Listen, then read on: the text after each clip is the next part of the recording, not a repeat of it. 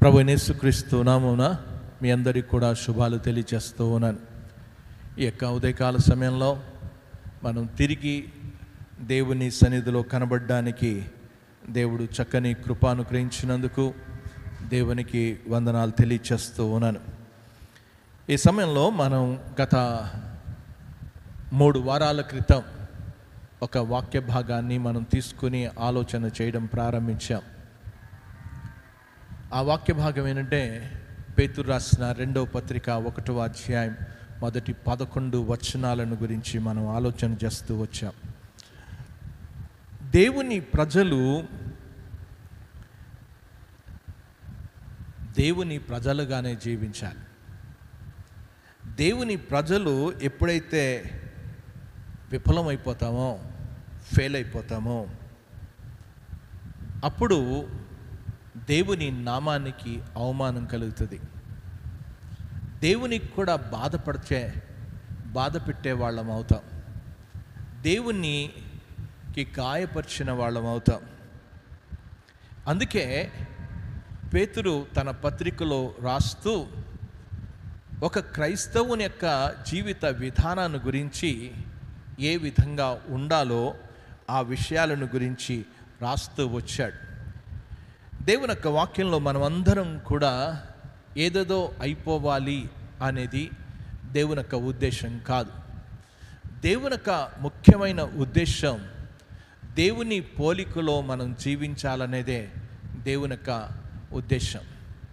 దేవుని యొక్క వాక్యంలో పేతురు రాసిన పత్రికలోనికి వెళ్తే 1వ అధ్యాయం 4వ వచనంలో చివరి భాగంలో దేవ స్వభావమునందు పాలివారగునట్లు అనే మాట రాయబడింది. ఏ స్వభావం మనలో ఉండాలో దేవ స్వభావము మనమందరం కూడా దేవుని యొక్క స్వభావానికి రావాలి అనే విషయాన్ని చెప్పాడు. దేవుడు విశ్వాసులను ఎందుకు ఏర్పరచుకున్నాడో నేను మీకు గతంలో రోమీలకు రాసిన పత్రిక 8వ అధ్యాయంలో మాట్లాడుతూ వచ్చాను. దేవుని యొక్క వాక్యంలో 29వ వచనంలో, ఎందుకనగా తన కుమారుడు అనేక సహోదరులు జ్యేష్ఠుడగునట్లు దేవుడు ఎవరిని ముందు ఎరిగానో వారు తన కుమారునితో స్వారూప్యము గలవారగుటకు అని చెప్పాడు. మనమందరం కూడా దేవుని యొక్క స్వారూప్యంలోనికి వెళ్ళాలి అనేది, మనం దేవుని యొక్క పోలికలోనికి రావాలనేదే అది ప్రధానమైన సందేశం, అది ప్రధానమైన విషయం అనే విషయాన్ని మనం గమనించాలి. దేవుని పిల్లలు ఏమవుతాం అని అన్నప్పుడు దేవుని యొక్క వాక్యంలో యోహాను రాసిన మొదటి పత్రిక 3వ అధ్యాయంలో 2వ వచనంలో, ప్రియులారా ఇప్పుడు మనం దేవుని పిల్లలమై ఉన్నాము, మనం ఇక ఏమవుదుమో ఇంకా నువ్వు ప్రత్యక్షపరచబడలేదు, కానీ ఆయన వచ్చినప్పుడు, ఆయన ప్రత్యక్షపరచబడినప్పుడు ఏమవుతామంట, ఆయనను పోలి మన జీవిత విధానం అంతా కూడా, ఈ యొక్క సహవాసం, ఈ సంఘాలు, ఇవన్నీ కూడా దేవుని పోలికలోనికి తీసుకురావడానికే ప్రతి సందేశం ఉండాలి. మనం దినదినం కూడా దేవ స్వభావమునందు పాలివారగునట్లు తన కుమారునితో స్వారూప్యము గలవారగుటకు ఆయన ఆ యొక్క పిల్లలు ఆయనను పోలి అనే విషయాన్ని చెప్పుకుంటూ వచ్చాడు. పౌలు కొరింథీయులకు రాసిన పత్రికలో చెప్తూ నేను క్రీస్తుని పోలి నడుచున్నాను అని చెప్పుకుంటూ వచ్చాడు. మనం దినదినం కూడా దేవుని పోలికలో నడుచుకుంటూ వెళ్ళాలి. దేవుని పోలికలో నడుచుకుని వెళ్ళాల్సింది పోయి ఈ రోజున చర్చిలలో, సంఘాలలో చేసేది ఏంటి అనంటే దేవుని వైపు చూచే జీవితాన్ని కనబడడం లేదు. మనం గమనిస్తూ ఉన్నప్పుడు, ఏ పత్రికలో మనం గమనిస్తూ ఉన్నా మీరు పైనున్న వాటి మీద మనసు పెట్టుడి అని చెప్పుకుంటూ వచ్చాడు. ఈ రోజున పైనున్న వాటి మీద మనసు కాకుండా సంఘాలలో, అందుకే నేను మొట్టమొదటి చెప్పాను 8 నుంచి 9 గంటల వరకు మేము కూడుకున్నప్పుడు మాట్లాడుకునే మాటల్లో ఒక మాట ఏంటంటే, ఈ రోజున సంఘాల్లో పందులు ఎక్కువైపోయి అని అంటున్నా. గొర్రెలు కావు, పందులు ఎప్పుడూ కూడా కింద వైపే చూస్తాయి, రోత వైపే చూస్తాయి, భూ సంబంధమైన వాటి మీదనే మనసు పెడతాయి. ఈ రోజున చర్చిలో పందులు కాదు కావాల్సింది, దేవుడికి గొర్రెలు కావాలి.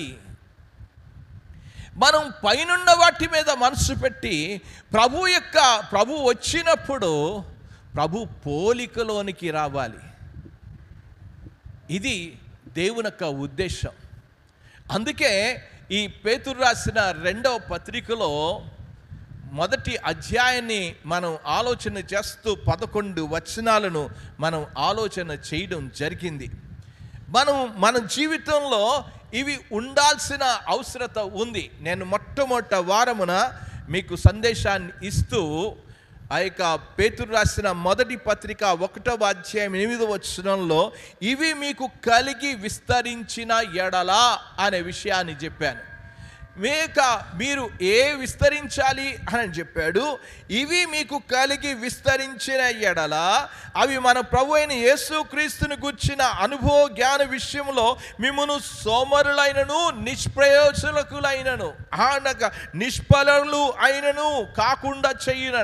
అంటే మనం వృథా కాకుండా దండుగా, మనం ఇంతకాలం వచ్చి దండుగా అయిపోతే ప్రయోజనం ఏంటి? నిష్ఫలం అయిపోతే ప్రయోజనం ఏంటి?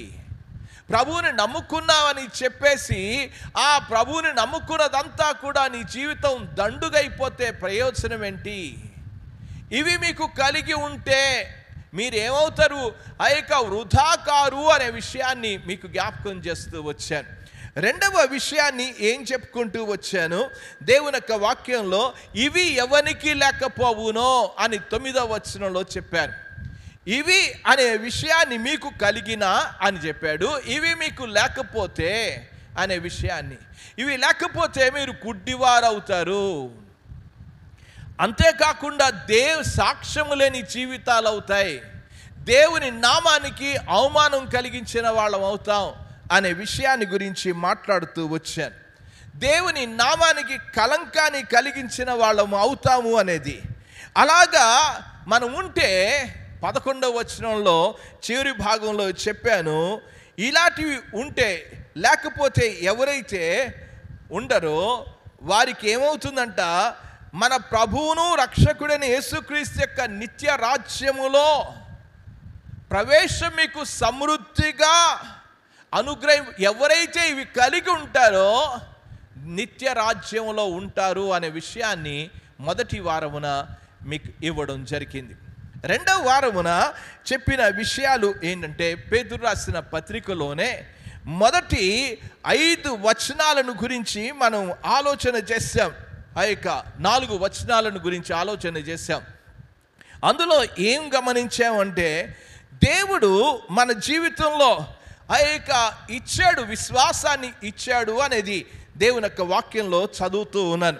1వ వచనంలోనే ఆ మాటలు, యేసుక్రీస్తు యొక్క నీతిని బట్టి మా వలన అమూల్యమైన విశ్వాసము పొందిన వారికి, విశ్వాసము పొందిన విశ్వాసం పొందిన వారి యొక్క జీవితంలో వారు అభివృద్ధి చెందాలి అనే విషయాన్ని గురించి మాట్లాడుతూ రావడం జరిగింది.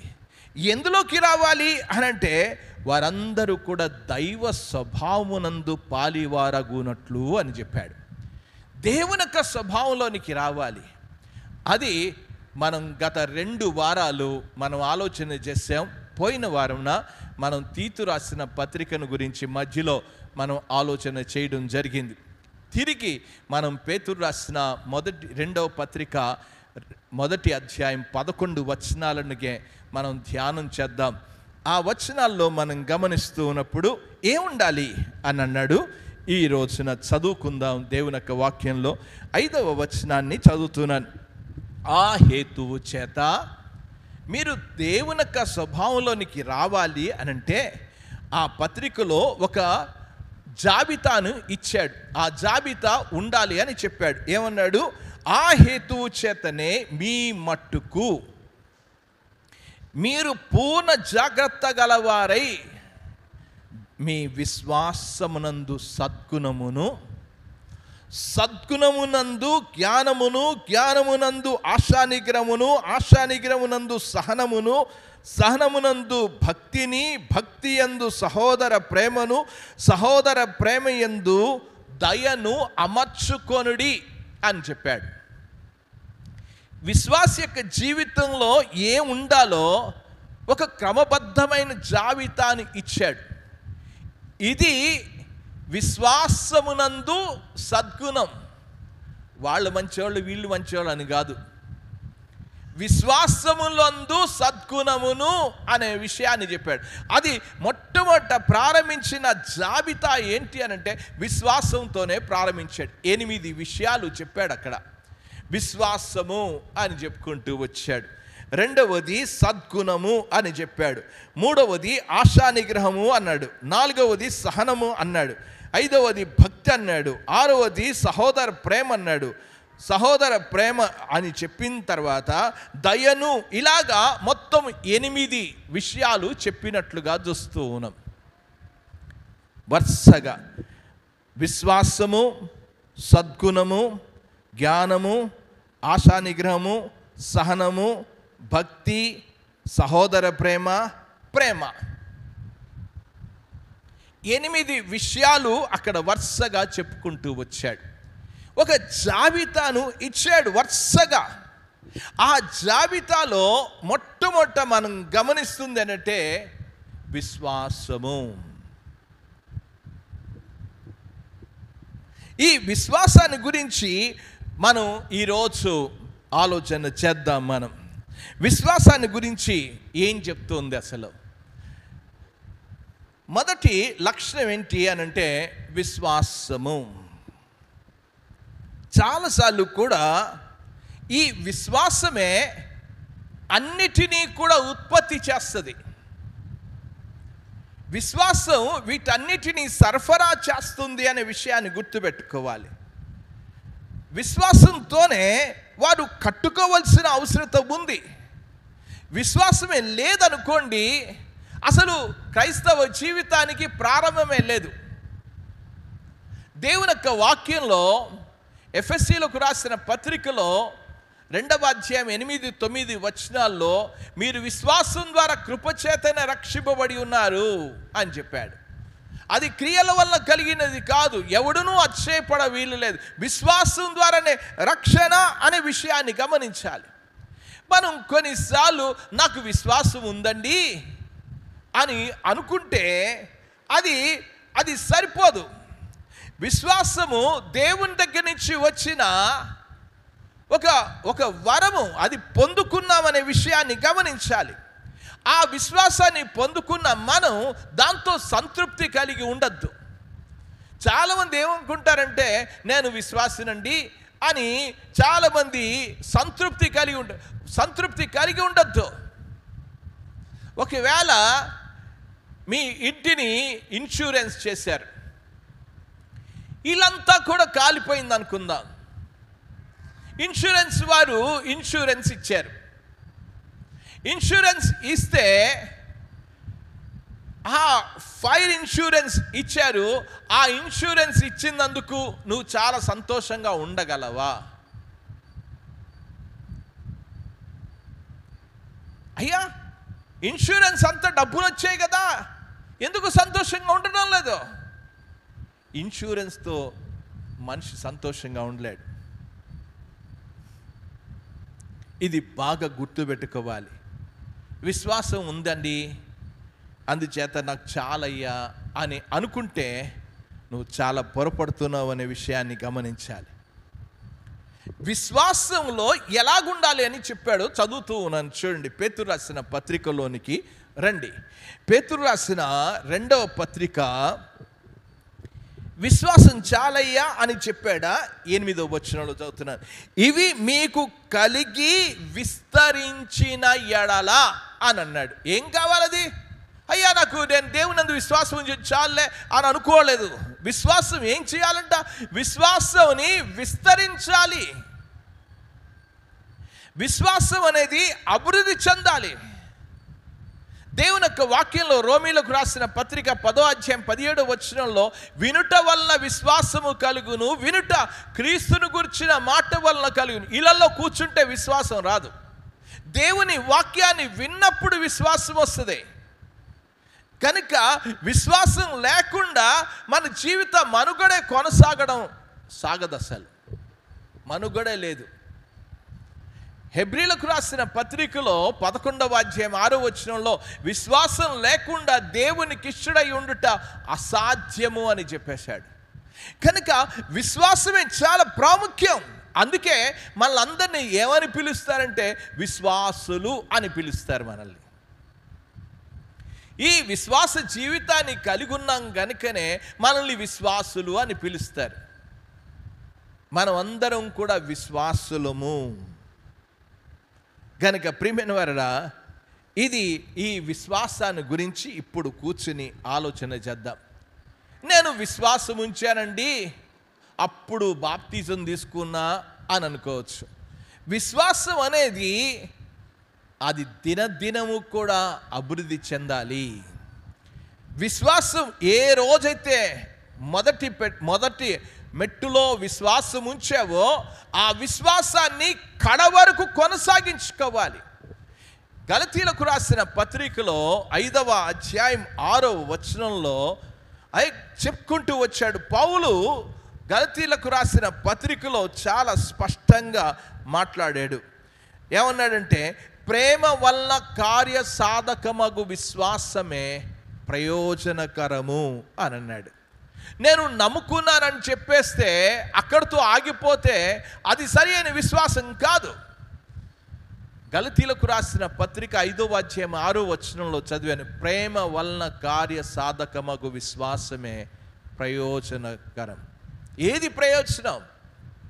ఆ విశ్వాసాన్ని కొనసాగించుకున్నప్పుడే, ఆ విశ్వాసాన్ని కొనసాగించుకుంటూ దినదినం కూడా ఎదగాలి.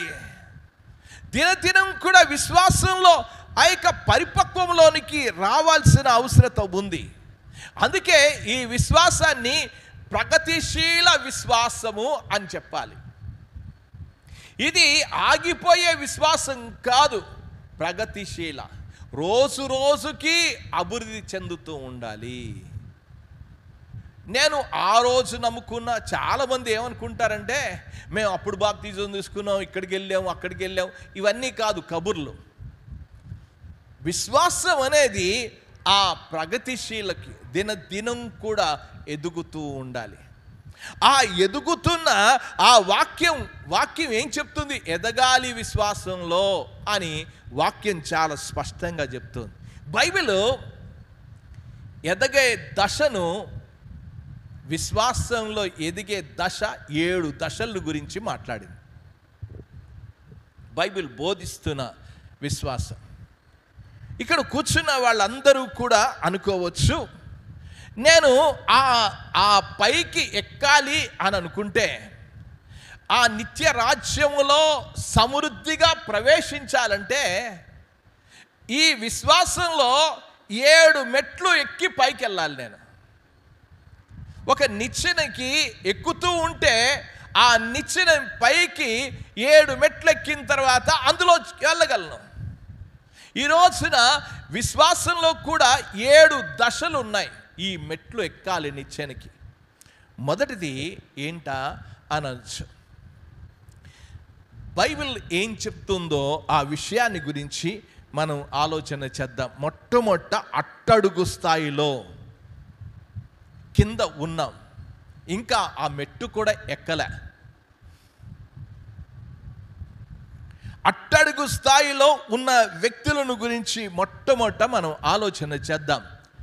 చాలామంది వారి జీవితాల్లో ఏమి చూపిస్తూ ఉంటారంటే, మేము క్రైస్తవులమండి, విశ్వాసులమండి, మేము చర్చికి వెళ్తున్నామండి, మేము బాప్తిజం తీసుకున్నామండి, ఇలాంటి కబుర్లన్నీ కూడా వారు చెప్తూ ఉంటారు.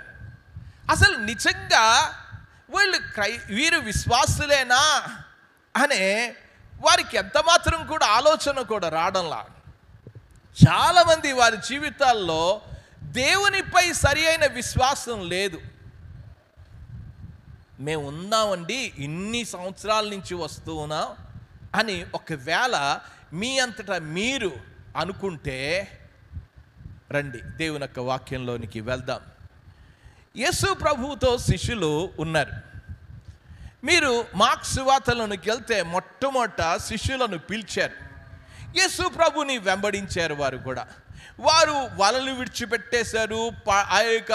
వారి యొక్క పడవలను విడిచిపెట్టేసి ప్రభువుని వెంబడించారు. ప్రభుతో వెళ్ళారు. ఎన్నో అద్భుతాలు చూసుకుంటూ వచ్చారు. వారు ఆశ్చర్య కార్యాలు చూస్తూ వచ్చారు. కనుక యేసు ప్రభుని వెంబడించిన ఈ 12 శిష్యులు ఉన్నారు, ప్రభుతోనే ఉన్నారు. ఈరోజు కూడా అనొచ్చు, మేము మొదటి నుంచి మేము ఉన్నామండి అని అనుకోవచ్చు.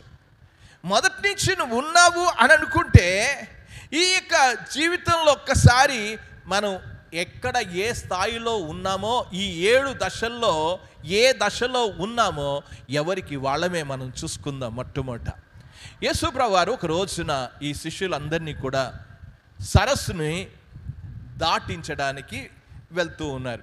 ఇది మార్కు సువార్త 4వ అధ్యాయంలోనికి వెళ్దాం. 4వ అధ్యాయంలో నేను ఈ మాటలు చదువుతూ ఉన్నాను. చూడండి, 4వ అధ్యాయం 35వ వచనం నుంచి 41 వరకు ఉన్న వచన భాగంలో ఈ మాటలు గమనించవచ్చు. యేసుప్రభు వారి యొక్క బోధలు బాగానే విన్నారు. ఆ దినం సాయంకాలం అయినప్పుడు ఆయన అద్దరికి పోదుమని వారితో చెప్పగా వారు జనులను పంపివేసి ఆయన ఉన్న పాటున చిన్న దోణిలో తీసుకొని పోయిరి. వారు కూడా ఉన్నారు, శిష్యులు అందరూ ఉన్నారు. వీరందరూ కూడా శిష్యులు అక్కడ ఉన్నట్లుగా మనం చూస్తూ ఉన్నాం. శిష్యులు ఉన్నారు, యేసుప్రభు వారు కూడా ఉన్నారు. యేసుప్రభు వారు అక్కడ జరిగిన విషయాన్ని మనం చూస్తూ ఉంటే, యేసుప్రభు వారు ఆ దోణి ఎక్కగానే అమరమున ఆయన తల వాల్చుకుని నిద్రపోతూ ఉన్నారు. ఇది జరిగిన సంఘటన. అది యేసుప్రభు వారు ఆ దోణిలో, శిష్యులందరూ కూడా ఉన్నారు, యేసుతోనే ఉన్నారు. యేసుతో ఉన్నవారు యేసుప్రభు వారు అమరమున తల వాల్చుకుని నిద్రపోతూ ఉన్నారు. నిద్రపోతూ ఉండగానే వెంటనే ఆ దోణి మీదికి, యేసు ఉన్న దోణి మీదికి అలలు కొట్టేయంట. దోణి నిండిపోయిందంట. నిండిపోయినప్పుడు ఇప్పుడు యేసు ప్రభుతో శిష్యులు ఉన్నారు కదా, వీళ్ళందరూ విశ్వాసులేనా? ఇక్కడ కూడా కూర్చున్న వాళ్ళందరూ కూడా విశ్వాసులేనా? ఎప్పుడు నీ విశ్వాస జీవితం తెలుస్తుంది. నీ జీవితంలో పరిస్థితుల గుండా వెళ్ళినప్పుడు విశ్వాసివా కాదా అనే విషయాన్ని అర్థమవుతుంది. అంతేకాని నేను విశ్వాసినండి అని అంటే సమస్యలు వచ్చినప్పుడు ఆ సమస్యలను ఎదుర్కొనే విధానంలోనే నీ విశ్వాస జీవితం అంతా కూడా కనబడుతుంది అనే విషయాన్ని అర్థం చేసుకోవాలి. ఎలా కనబడుతుంది? విశ్వాస జీవితంలో ఇన్ని అద్భుతాలు చూశారు. యేసు ప్రభుతో వాళ్ళు నడిచారు. దేవుని కుమారుడు అన్నారు, మెస్సయ్య అన్నారు. వారందరూ కూడా ఎంతెంత గొప్ప మాటలు చెప్పారో. కానీ తుఫాను రాగానే ఏం జరిగిందో అక్కడ చదువుదాం. చూడండి, దేవుని యొక్క వాక్యంలోనికి వెళ్దాం. ఆ దోణి నిండిపోయాను. 37వ వచనంలో ఆయన దోణి అమరమున తలగడ మీద తలవాల్చుకొని నిద్రించుచుండెను. వారు ఆయనను లేపి, బోధకుడా, మేము నశించిపోతున్నాము, నీకు చింత లేదా? మేము నశించిపోతున్నాము, మీకు చింత లేదా? ఏమొచ్చేసింది వారి జీవితంలో? ఆ యొక్క నీళ్లు అలలు వస్తుండగానే అది వారు చూచుకుని ఆశను వదిలేసుకున్నారు. ఇంతసేపు కూడా యేసు మీద ఉన్న విశ్వాసం అంతా పోయింది, దేవుడి మీద ఉన్న విశ్వాసం అంతా పోయింది.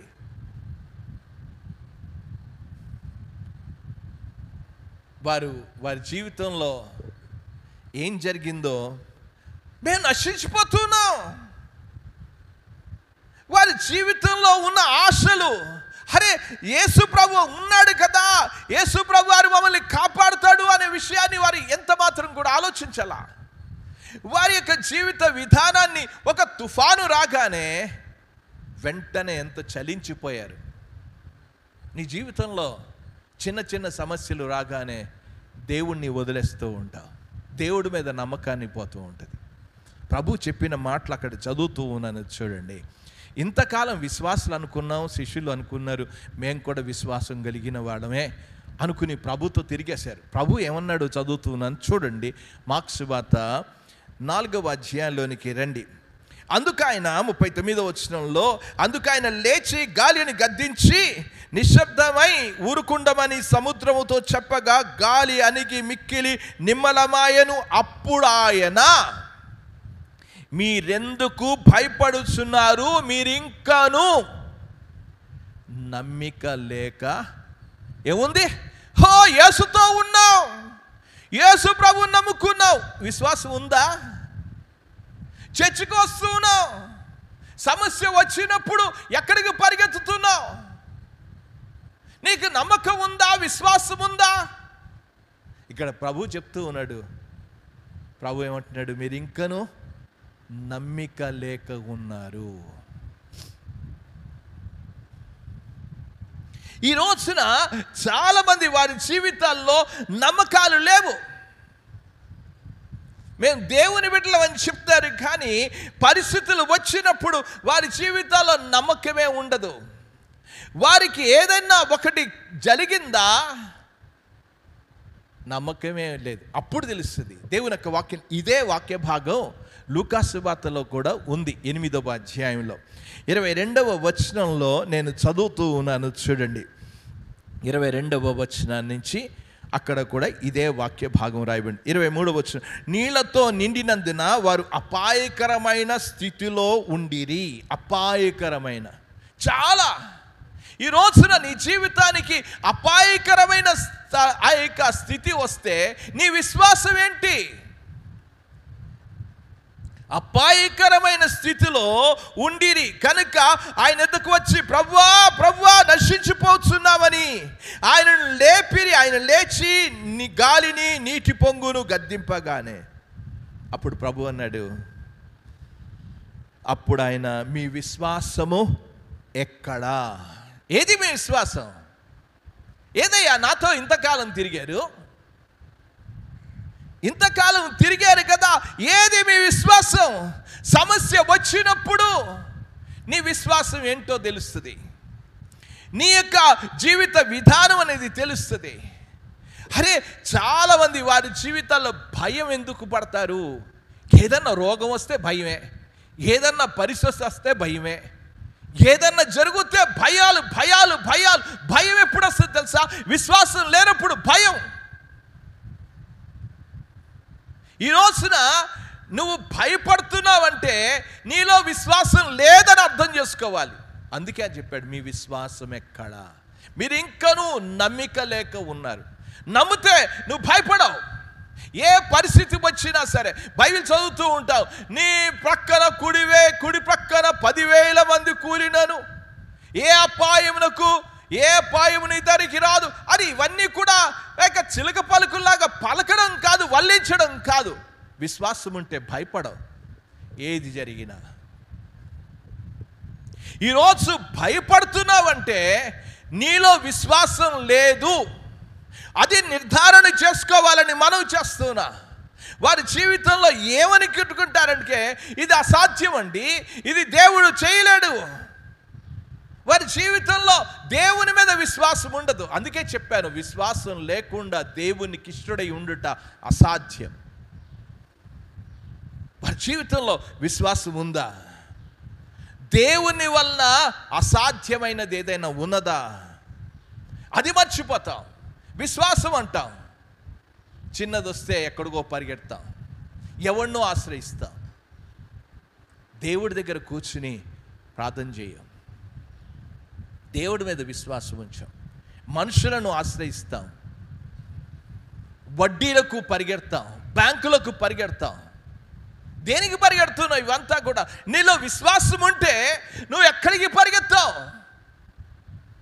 ఈ రోజున విశ్వాసం లేకపోవడం చేతనే ఇన్ని పరుగులు పరిగెడుతున్నావు, భయాలు ఆందోళనకు గురి అవుతున్నావు.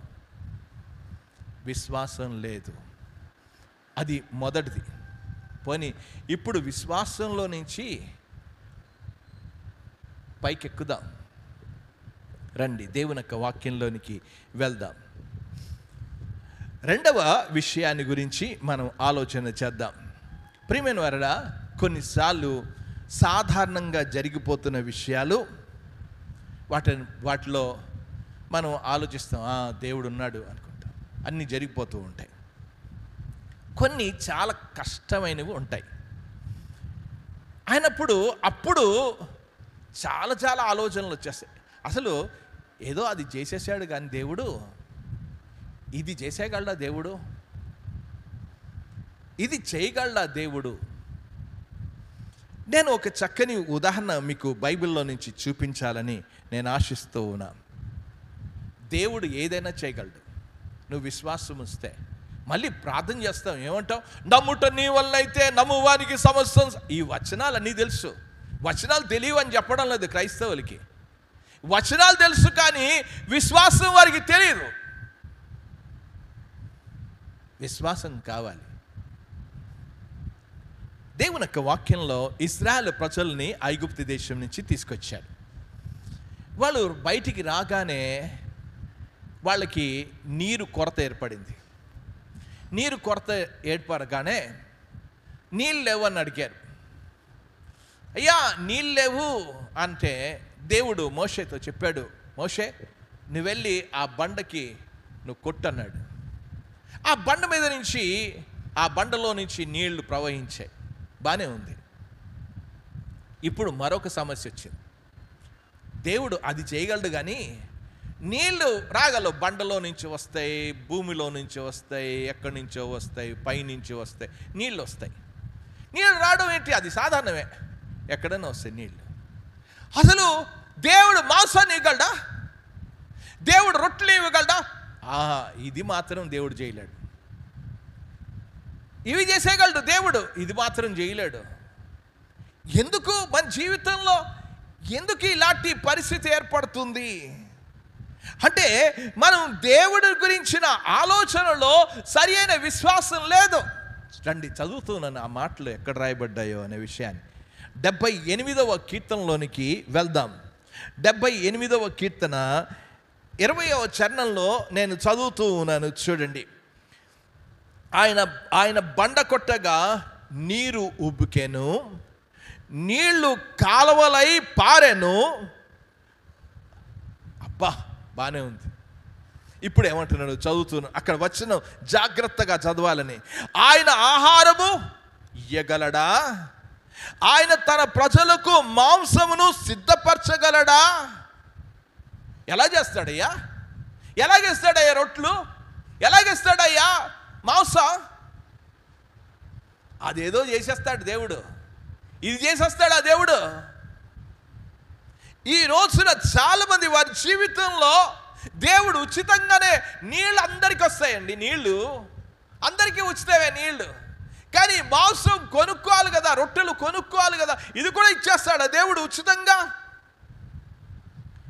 చాలాసార్లు కూడా మనం ఏమనుకుంటామంటే మనకు మనమే విశ్లేషించుకుంటాం, ఇది చేయగలడా దేవుడు?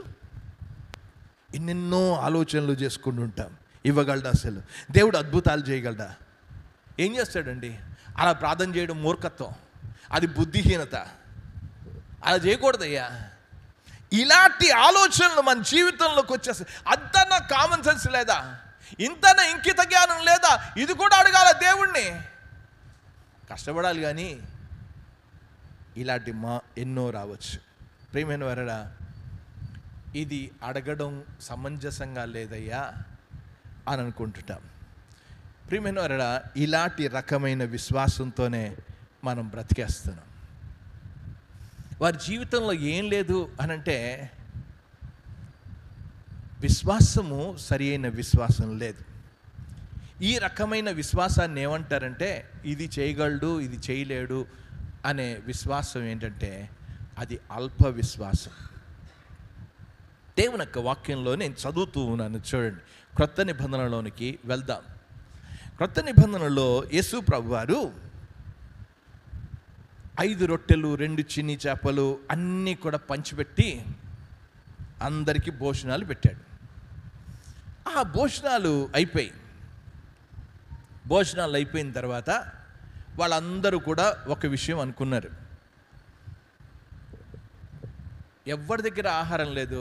ఒక చిన్నవాడి దగ్గర 5 రొట్టెలు 2 చిన్ని చేపలు ఉంటే ఆ 2 చిన్ని చేపల్ని 5,000 మందికి భోజనం పెట్టేశాడు. పెట్టేగానే అక్కడ ఉన్న మనుషులు ఏమనుకున్నారంటే, అరే మనం యేసు ప్రభువుని రాజుగా చేసేస్తే ఈ ప్రభుత్వం ఇచ్చే ఉచితం కన్నా ప్రభు ఇచ్చే అన్నీ ఉచితమే. ఇప్పుడు మనకు అన్ని ఉచితాలు కావాలి అన్నీ కూడా. ఇంకా ఈ ప్రభుని ఈ చీఫ్ మినిస్టర్ చేయడం కన్నా ఆయనను ప్రభువుగా మనం రాజుగా చేసేసామనక మనకు రొట్టెలు దొరికిపోతాయి, నీళ్ళు వచ్చేస్తాయి, మాంసం కూడా దొరికిపోతుంది, అన్నీ వచ్చేస్తాయి, ఇంకా అన్నీ ఫ్రీయే మనకి, మనం ఏ పనులు చేయని అవసరంలా. ఒకవేళ అప్పుడు టీవీలు ఉంటే ఏమనుకునేవాళ్ళం మనకు తెలియదు. నాకైతే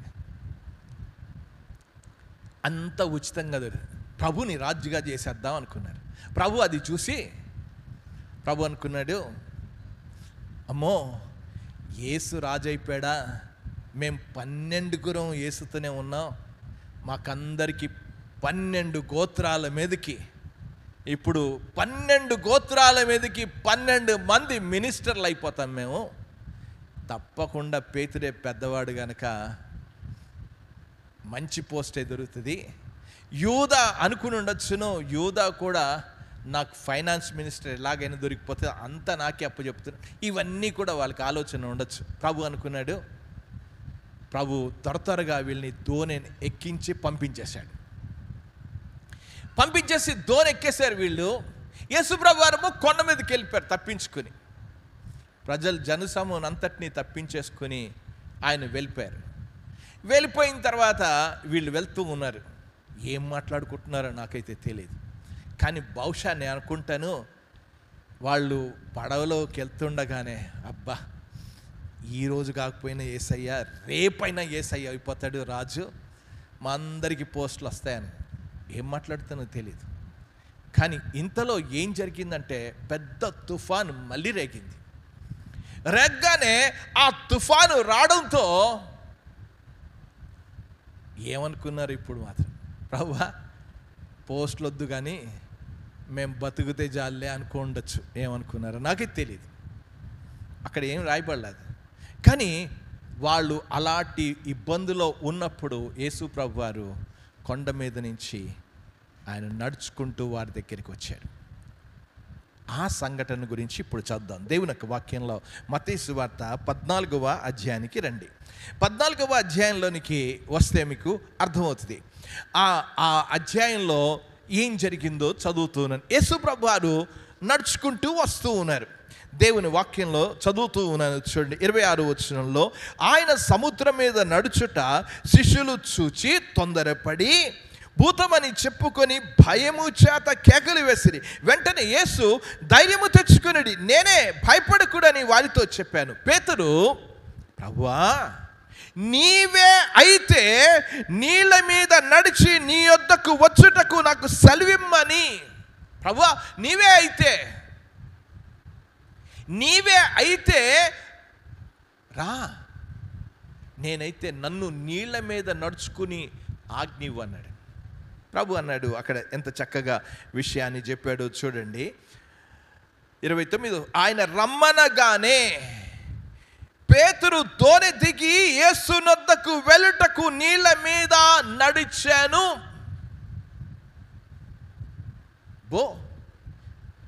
బాగానే నడిచేశాడు, కానీ కింద అన్నాడు కానీ అనే మాట అన్నాడు. కానీ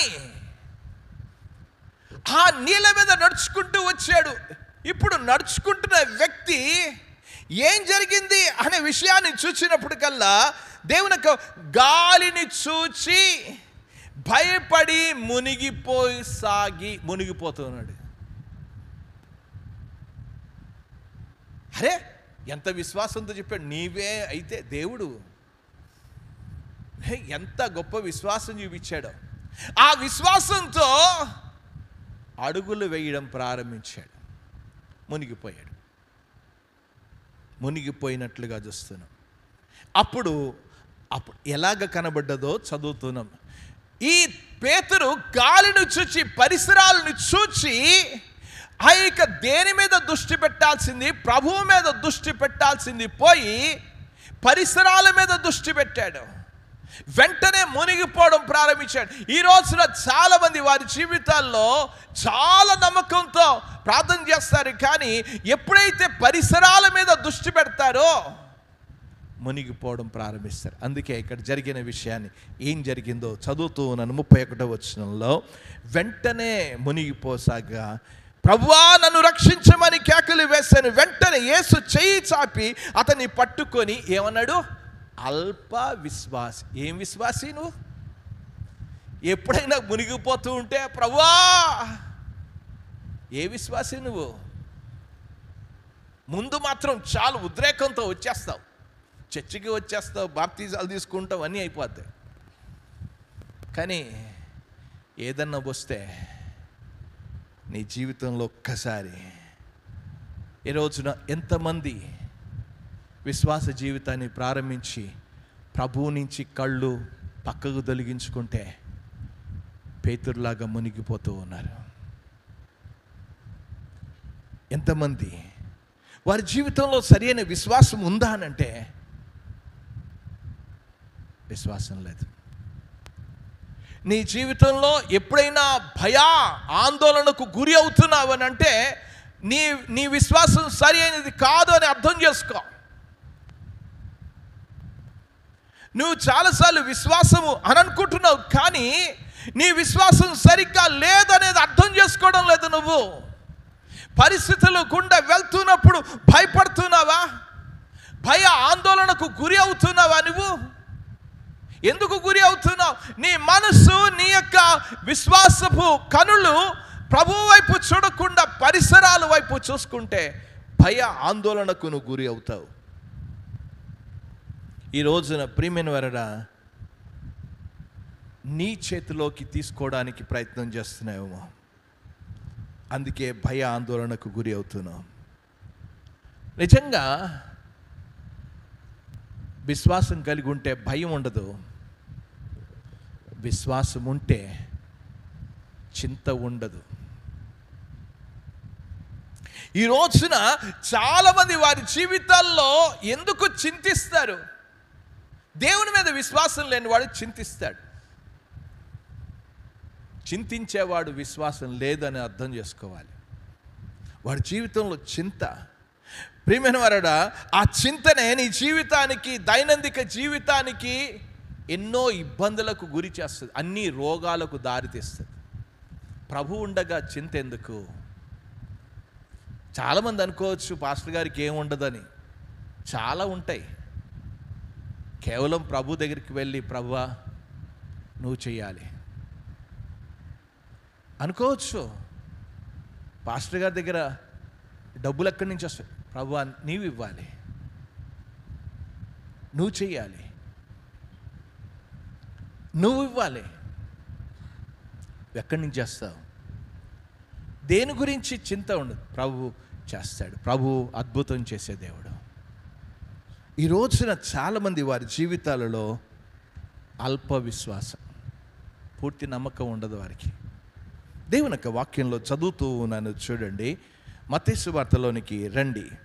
మత్తయి సువార్త 6వ అధ్యాయంలోనికి వెళ్దాం. 6వ అధ్యాయంలో ప్రభువు మాట్లాడుతున్న మాటలు ఒకసారి అర్థం చేసుకోవాలని మనవి చేస్తూ ఉన్నాం. దేవుని వాక్యంలో 30వ వచనంలో చదువుతున్నాను. 6వ అధ్యాయం 30వ వచనంలో, నేడు ఉండి రేపు పొయ్యిలో వేయబడు అడవి గడ్డిని దేవుడు అలాగూ అలంకరించిన ఎడల అల్ప విశ్వాసులారా. కొద్దిగన్న విశ్వాసం, చిన్న లిటిల్ ఫెయిత్. అల్ప విశ్వాసులారా, మీకు మరి నిశ్చయముగా వస్త్రములు ధరించుకో. దేవుడిస్తాడు. దేవుడు చేస్తాడు. ఈ రోజున నీ జీవితంలో నువ్వు నమ్ముతున్నావు, దేవుడు తప్పకుండా చేస్తానని చెప్పాడు. పూర్తిగా నమ్మకం లేని దగ్గర నుంచి చిన్న నమ్మకానికి వచ్చాం. అది గుర్తుపెట్టుకోవాలి. వచ్చామా? కనీసం పరిస్థితులు వచ్చినప్పుడు భయపడుతూనే ఉన్నామా? కనీసం చిన్న లిటిల్ ఫెయిత్లో చిన్న విశ్వాసంలోకి వచ్చామా? ఏ మెట్లో ఉన్నావు ఒకసారి చూడు. నిన్ను నువ్వు చూసుకో, నేను చెప్పడం కాదు. ఏ విశ్వాసంలో ఉన్నావు? ఈ రోజున ప్రియమైన వారు, చాలామంది వారి జీవితాల్లో అలాంటి అల్ప విశ్వాసంలోనే ఉండిపోతూ ఉన్నారు. శిష్యులు యేసు ప్రభు దగ్గర నుంచి ఎన్ని అద్భుతాలు చూశారో. నీ జీవితంలో ఎన్నో అద్భుతాలు దేవుడు చేస్తూనే ఉన్నాడు. కానీ పరిస్థితులు వచ్చినప్పుడు నువ్వు కూడా ఇలాగే ప్రవర్తిస్తున్నావు అనే విషయాన్ని అర్థం చేసుకోవాలి. దేవుని యొక్క వాక్యంలో మత్తయి సువార్తలోనికి వెళ్దాం. మత్తయి సువార్త 16వ అధ్యాయంలోనికి మనం వెళ్దామండి. 16వ అధ్యాయంలో యేసు ప్రభు వారు ఒక విషయాన్ని మాట్లాడుతూ వచ్చారు. ఆ మాటలు ఏంటి అని అంటే బోధ చేస్తూ ఉన్నారు. 5వ వచనంలో, ఆయన శిష్యులు అద్దరికి వచ్చి రొట్టెలు తెచ్చుటకు మర్చిపోయారు వాళ్ళు. అప్పుడు యేసు చుచ్చుకొనడి, పరిసయ్యులు సద్దూకయ్యులు అను వారి పులిసిన పిండిని గూర్చి జాగ్రత్తపడుడని వారితో చెప్పాను. ప్రభు మాట్లాడుతున్నాడు. అరే, శాస్త్రులు పరిసయ్యుల యొక్క పులిసిన పిండిని గురించి మాట్లాడుతూ ఉంటే వీళ్ళేమనుకుంటున్నారంటే చూడండి, కాగా వారు మనము రొట్టెలు తేనందున కదా ఈ మాటలు చెప్పారని తమలో తాము ఆలోచించుకొని చూసారు. అల్ప విశ్వాసం ఊరికి ఆలోచనలు పెట్టేస్తుంది. ఊరికి ఏవో ఆలోచనలు, పిచ్చి పిచ్చి ఆలోచనలు. విశ్వాసం ఆలోచన పెట్టదు. విశ్వాసం భయ ఆందోళనకు గురి చేయదు. విశ్వాసము వారి జీవితంలో అద్భుతాలు చేయగలరు. ఇక్కడ ఏం జరిగింది, ప్రభు ఏమని మాట్లాడుతున్నాడో అక్కడ గమనించాలని మనం చేస్తున్నా. ఏమన్నాడు చదువు. యేసు అది ఎరిగి అల్ప విశ్వాసులారా. ఆ మాటలు చూడండి. ఏ మెట్లోకి? విశ్వాసము లేని మెట్లో నుంచి అల్ప విశ్వాసము. అల్ప విశ్వాసులారా, ఆ మాటలు చదువుతున్నా. అల్ప విశ్వాసులారా, మన యొద్ద రొట్టెలు లేవని మీలో ఎందుకు ఆలోచనలు? ఏం చేద్దాం? చేయనవసరంలా. నీకు అవసరం ఉందా? మోకరించి ప్రార్థన చేయి. దేవుడి వైపు చూడు.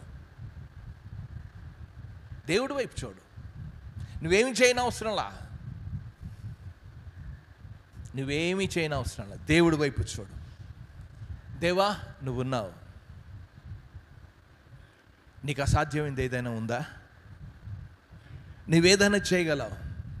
ఈ రోజున చాలామంది వారి జీవితాలలో ఎదగకపోవడం చేతనే ఆందోళన, ఎదగకపోవడం చేతనే చింత, ఎదగకపోవడం చేతనే అనేకమైన రోగాల బారి పడతారు.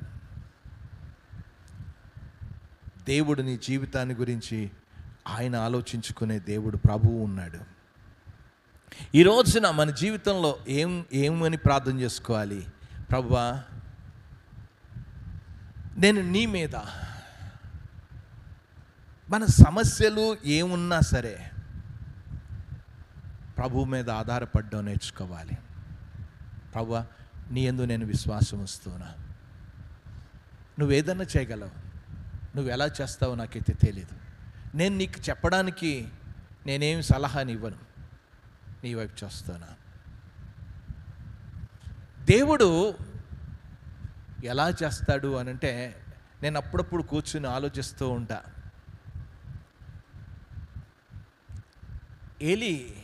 ఏలియా వెళ్ళిపోయి కెరేతు వాగు దగ్గర ఉంటే ఎవడు పెడతాడు భోజనం? ఎవడని ఇంటి దగ్గర ఉంటే ఎవడన్నా పెడతాడు భోజనం? నువ్వు అగిలే అక్కడ కూర్చుంటే ఎవడు పెడతాడయ్యా నీకు?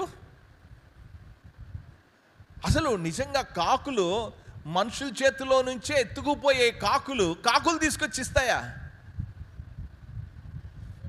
ఈ రోజున ప్రియమైన వారరా, నువ్వు దేవునందు విశ్వాసం వస్తే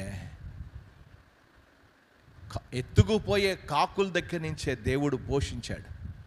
ఈరోజు దేవుడు నిన్ను పోషిస్తాడు. అందుకే చెప్పాడు, ఏమని చదివాను నేను మత్తయి సువార్తలో మాట్లాడుతూ 6వ అధ్యాయంలో చదివాను, నేడుండి రేపు పొయ్యిలోకి వెళ్ళే అడవి గడ్డి పువ్వును గురించే దేవుడు అంత ఆలోచన కలిగి ఉంటే, దేవునందు విశ్వాసం ఉంచిన వారి మీద ఆలోచన ఉండదా దేవుడికి? ఎందుకు నువ్వు చింత? ఎందుకు భయం? ఎందుకు ఆందోళన? ఎందుకు తడుకుంటున్నావు? ఎందుకు ఆలోచిస్తూ ఉన్నావు? నువ్వు ఆలోచిస్తూ ఉంటే నీ విశ్వాసం సరి అయింది కాదు అని అర్థం చేసుకో. ఆలోచనలో పడుతున్నావంటే నువ్వు విశ్వాసంలో ఎదగలేదు, అల్ప విశ్వాసమే. దేవుని యొక్క వాక్యంలో ఆ యొక్క కీర్తన గ్రంథానికి వద్దాం. 55వ కీర్తనలోనికి వెళ్దాం. 55వ కీర్తన 22వ చరణాన్ని నేను చదువుతూ ఉన్నాను, చూడండి. నీ భారము యెహోవా మీద మోపుము, ఆయన నిన్ను ఆదుకొనును. నీ భారం అంతా ఆయన మీద మోపు. నేను ఎలా చేస్తా ఏమి నువ్వు చేయనవసరం, ప్రభు మీద ఆధారపడంతే. కొన్నిసార్లు పెళ్ళి ఎలా చేయాలి? ఎక్కడి నుంచి డబ్బు తెస్తాం? ఎలా చేస్తాం? నీ భారము యెహోవా మీద మోపము, ఆయన నిన్ను ఆదుకోనును అని చెప్పాడు. సామెతల గ్రంథంలో 16వ అధ్యాయంలో కూడా చదువుతున్నాను, 3వ వచనంలో, నీ పనుల భారము యెహోవా మీద ఉంచుము, అప్పుడు నీ ఉద్దేశములను సఫలము దేవుడు చేస్తాడు. ఈ రోజున ఏదైనా పరిస్థితి వస్తే నీ విశ్వాస జీవితం బయటపడుతుంది. ఆలోచన చేస్తున్నావా, చింతిస్తున్నావా? అయితే నీకు సరి అయిన విశ్వాసంలో నువ్వు ఎదగలేదు, అల్ప విశ్వాసంలోనే ఉన్నావు అనేది అర్థం చేసుకోవాలి. అదే సాంకేతికం, అదే గుర్తు.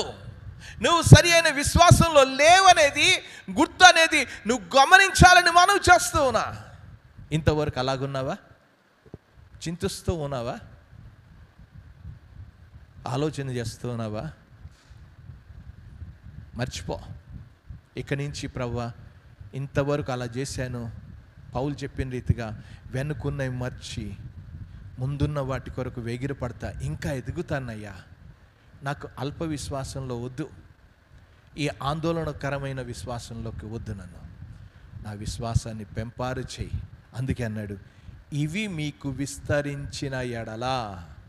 ఆ మాటలో పేతురు రాసిన పత్రికలో ఇవి మీకు విశ్వాసంలో నేను నమ్మానని చెప్పేసి అక్కడే ఉండమని చెప్పలేదు. విశ్వాసం విస్తరిల్లాలి. ఇంకెంత విస్తరిల్లాలో ప్రభు చిత్తమైతే వచ్చే వారం మరికొన్ని విషయాలు మనం ఆలోచిద్దాం. ఈరోజు 2 విషయాలు మాత్రమే మనం ఆలోచన చేశాం. తగిన 5 విషయాలు రాబో వారాల్లో మనం ఆలోచన చేద్దాం.